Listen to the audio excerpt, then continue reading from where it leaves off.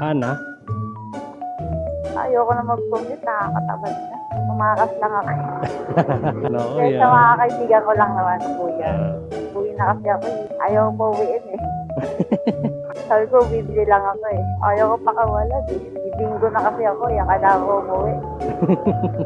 Sabi ko, magpapakabait muna ako. Bago na sila mag-aya. Kaya lang pag nag-aya, no, parang ang hirap tanggihan. Kaya nga po, sinusundo ko sa bahay. Okay, ganda no, hindi nagsisigawa. Kahit nga bumulong ako, maririnig niyo ako eh. Kahit yung paghinga mo. Ayun, Hindi naman. ayun, hindi mo maririnig yung utot ko. Baka napapanood yung ano mo, pero sasabi ko. Wala naman akong sinabi na iba, no? Totoo naman yung mga sinabi ko, di ba? Ewan ko sa inyo, totoo.